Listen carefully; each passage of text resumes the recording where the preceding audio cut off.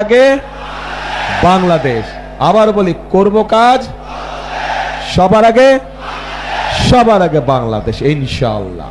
প্রিয় ভাই বোনেরা, অনেক রাত হয়েছে, আর কথা বাড়াবো না, শুধু আপনাদের দোয়া চাইতে এসেছি।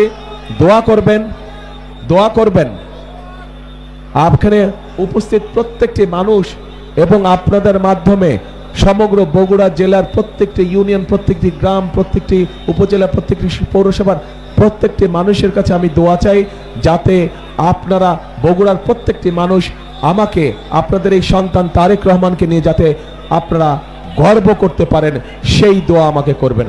আমাকে নিয়ে যাতে আপনারা অহংকার করতে পারেন, সেই দোয়া আমাকে আপনারা করবেন।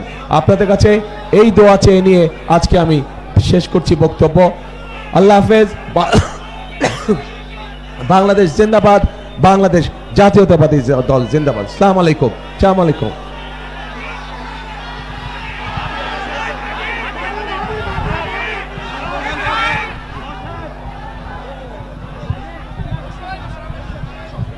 আরে আসল কথা তো আমি ওই যে বললাম না, এক পেট দাঁড়াও না,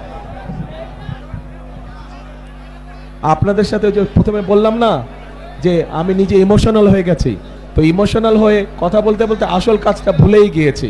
সেটা হচ্ছে আমাদের 6 প্রার্থীকে তো পরিচয় করে দিতে পারবো, কিন্তু আমাকে পরিচয় করে দিবে কে? আমাকে পরিচয় করে দিবে আমার পুরা বগুড়াবাসী, সবাই মিলে আমাকে পরিচয় করে দিবে, তাই না? ইনশাল্লাহ। এই যে তাহলে বাদশা আমার হাতে দেন। হ্যাঁ, ঠিক আছে।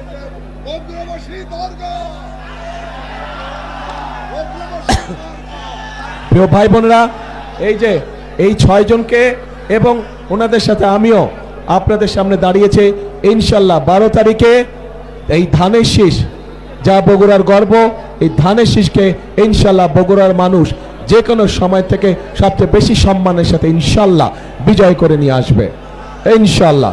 আল্লাহ ভরসা। আসসালামু আলাইকুম।